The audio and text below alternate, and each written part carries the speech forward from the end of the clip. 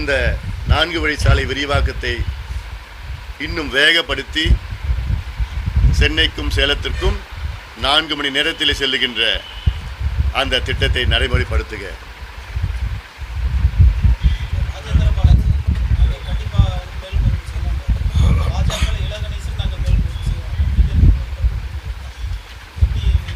நிச்சயமாக நாங்கள் பேசுவோம். இப்போ தான் வந்திருக்குது, நாங்களும் பேசுவோம். கூட்டணிக்குள்ளே நாங்கள் பேச்சுவார்த்தை நடத்துவோம். அது இல்லாமல் என் பெயரிலே நாளைக்கு உச்சநீதிமன்றத்திலே கேவியட் ஒன்று மனு தாக்கல் செய்ய இருக்கின்றோம். அது அடுத்த கட்டத்தை நாங்கள் எடுத்து செல்வோம். நாங்கள் இதில் இது வாழ்வாதார பிரச்சனை இல்லை. இதை உறுதியாக மருத்துவர் ஐயா அவர்களும் பேசுவார்கள். இங்கே இருக்கின்ற மத்திய அரசாங்கம் மாநில அரசாங்கத்திடம் பேசி சுமூகமான தீர்வு இதற்கு கொண்டு வருவோம். நிச்சயமாக பேசுவோம், உறுதியாக பேசுவோம்.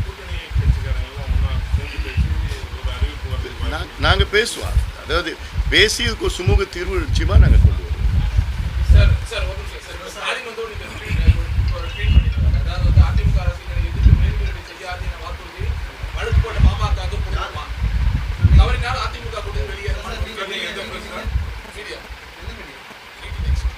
அவர் சென்னையிலேருந்து வந்திருக்காரு. அவர் புதுமுகம், அதனால தெரியல உங்களுக்கு.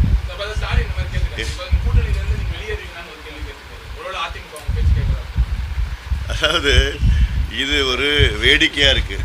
இதுக்கு ஸ்டாலின் கேட்க தகுதியே இல்லை அவருக்கு. முதல்ல இந்த கேள்வி என்ன, ஸ்டாலின் கேட்கறதுக்கு எந்த தகுதியும் கிடையாது.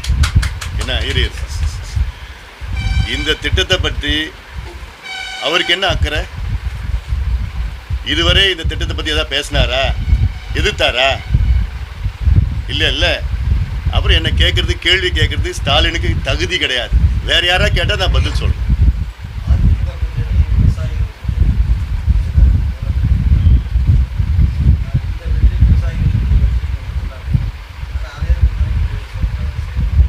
இன்னும் அது உறுதிப்படுத்தலை. அதற்கு நிச்சயமாக நாங்கள் எங்கள் கூட்டணிக்குள் பேசுவோம். பேசி ஒரு சுமூக தீர்வு நிச்சயமாக கொண்டு வருவோம்.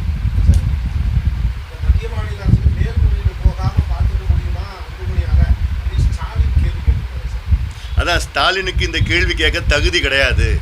வேற யாராவது கேட்கணும், நான் பதில் சொல்கிறேன். ஏன்னா ஸ்டாலின் இந்த திட்டத்தை பற்றி வாயே திறக்கலை இது வரைக்கும். இந்த திட்டம் வரணும், நாங்கள் ஆதரவுன்னு சொன்ன ஸ்டாலின் சட்டமன்றத்தில் இவர் இப்போ கேள்வி கேட்குறது என்ன தகுதி இருக்குது அவருக்கு? அதான் இப்போ ஸ்டாலின் இப்போ அரசியல் ஆக்குவார், அவ்வளோதான். அதுதான் அவருடைய தொழிலே தான்.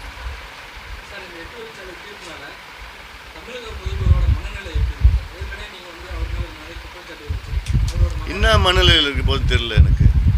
உங்கள் மனநிலையை தான் எனக்கு புரிஞ்சிக்க முடியல.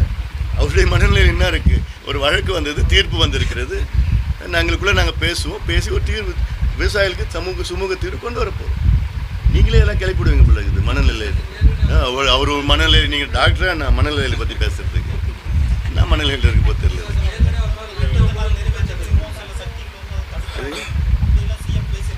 எல்லாம் பேசி எல்லாம் ஏற்கனவே இப்போ இருக்கும் கூட்டணியில் இருக்கும் எல்லாம் பேசியிருக்கிறாங்க.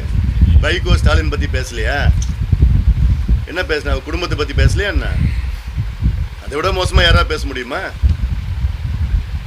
இப்போ கூட இல்லையா, கூட்டணியில் இல்லையா? திருமாவளவன் பேசலையா? ஸ்டாலின் பற்றி பேசலையா? கம்யூனிஸ்ட் பேசலையா? கம்யூனிஸ்ட்டு ராகுல் காந்தி வயநாட்டில் நிற்கக்கூடாதுன்னு கடுமையாக எதிர்க்கிறாங்க, வரவே கூடாது எதிர்க்கிறாங்க. இங்கே ஒன்றா சேர்ந்து பண்ணுறாங்க. தேர்தல்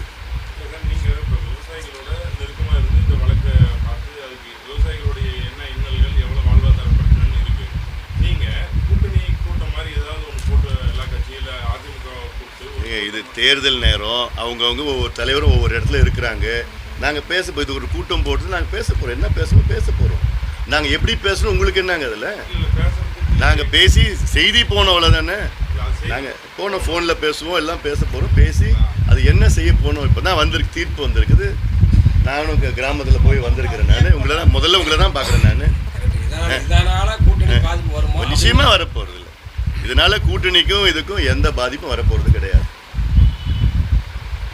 ஸ்டாலின் நினைக்கிற மாதிரி எந்த கூட்டணிக்கு எந்த பாதிப்பும் வராது.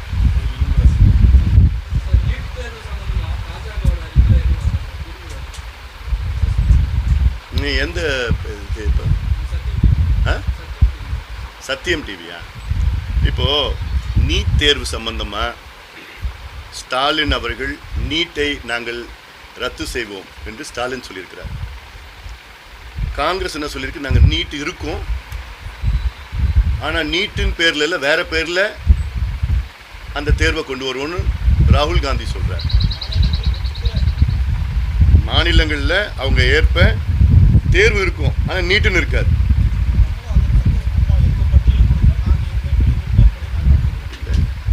எங்களோட நோக்கம் வந்து நுழைவுத் தேர்வு இருக்கக்கூடாது.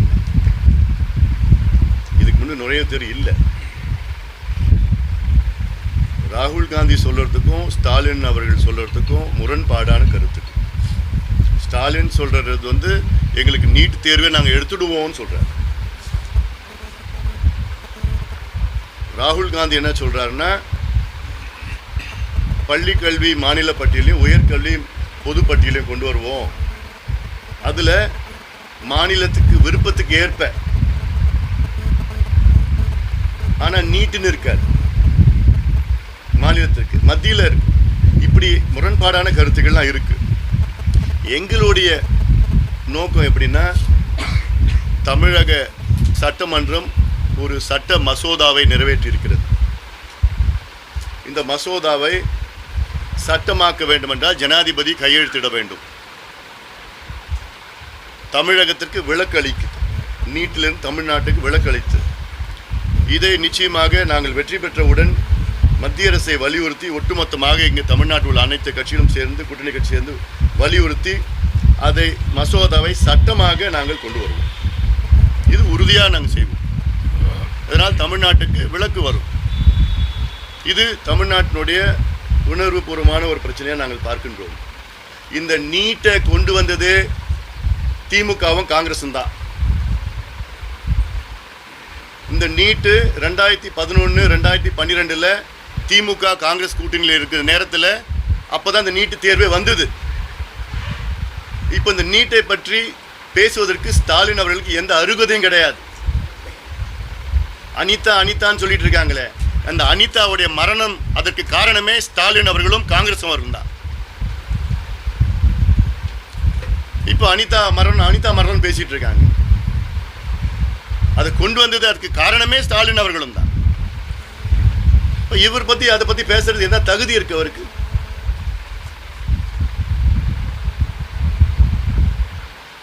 ஹைட்ரோ கார்பன் திட்டம் கொண்டு வந்ததே ஸ்டாலின் அவர்கள் கையெழுத்து போட்டார். அதை எதிர்த்து போராடுறாரு.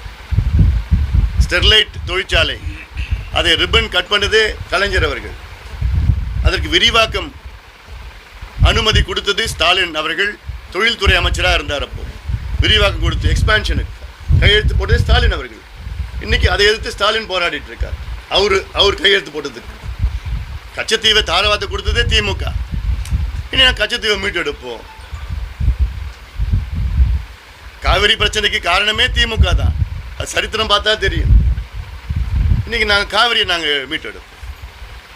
ஏன் ராகுல் காந்தி பேசுறாரு, நாங்கள் காவிரி மேலாண்மை ஆணையத்தை நாங்கள் கலைப்போம்னு. கர்நாடகாவில் என்ன சொல்றாரு ராகுல் காந்தி? மேகதாது அணையை நாங்கள் கட்டுவோம் ராகுல் காந்தி கர்நாடகாவில் சொல்றாரு. ஏன் இங்கே வரப்போறாரு 12ஆம் தேதி சேலத்தில், என்ன பேச போறான்னு பார்க்கலாமா? ஏன் ஸ்டாலினை கேட்க சொல்லுங்க, ராகுல் காந்தி என்ன பேச போறான்னு கேட்க சொல்லுங்க, பார்க்கலாம். அவங்க கூட்டணியில் இப்போ நம்மளுடைய உயிர் நாடி பிரச்சனை காவிரி பிரச்சனை. அப்படிப்பட்ட பிரச்சனையில் காங்கிரஸ் கூட்டணியில் உள்ள திமுக காங்கிரஸ் தலைவர் மேகதாது அணையை நாங்கள் கட்டியே தீருவோம் கர்நாடகாவில் பேசுறாரு. அப்போ தமிழ்நாடு உணர்வை என்ன புரிஞ்சுக்கிறாரு இப்போ ராகுல் காந்தி? அதுக்கு ஸ்டாலின் என்ன சொல்றாரு? இப்போ நான் கேட்கறது ஸ்டாலின் பற்றி கேட்குறேன். நான் உங்களை கேட்குறேன், உங்க மூலயமா கேட்குறேன். ஸ்டாலின் இதுக்கு பதில் சொல்லணும்.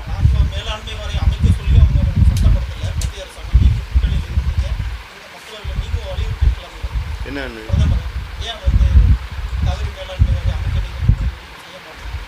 ஏதாவது புரிஞ்சுங்களா உங்களுக்கு? புரிஞ்சுதான் பேசுறீங்களா?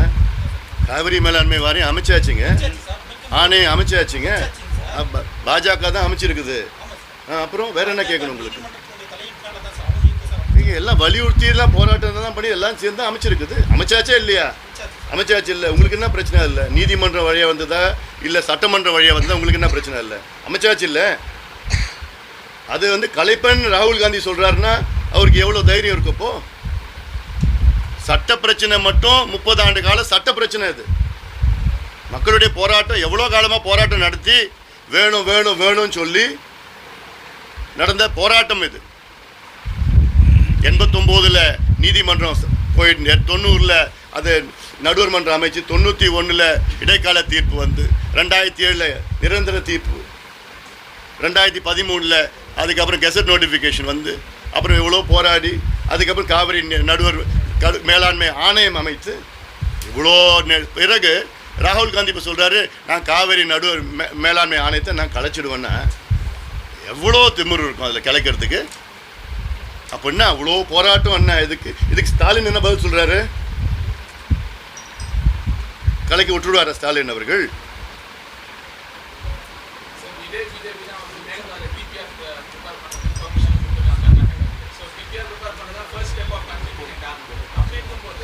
அதை நாங்கள் கடுமையாக எதிர்த்தோம். எங்களுடைய கோரிக்கை, இந்த கூட்டணியில் நாங்கள் சேரத்துக்கு கோரிக்கையே வந்து இதில் மேகதாது அணை கட்டக்கூடாது என்று. இது மட்டும் இல்லை, தமிழ்நாடு அரசு அதிமுக தலைமையிலான கூட்டணியும் ஒரு கோரிக்கை, அது அரசுடைய கோரிக்கையும். அது எக்காலத்தும் மேலே கட்ட மாட்டோம்னு நாங்கள் சொல்கிறோம். ஆனால் திமுக கூட்டணியில் உள்ள ராகுல் காந்தி நாங்கள் மேகதாது அணை கட்டுவோம்னு சொல்கிறார். இது எவ்வளோ பெரிய துரோகம் இது இல்லைங்க. அதில் சட்டத்தில் காவிரி நடுவர் மன்ற தீர்ப்பில் தெளிவாக இருக்குது என்னென்னா தமிழ்நாட்டு அனுமதி இல்லாமல் அங்கே எங்கேயும் கட்டக்கூடாதுன்னு இருக்குது.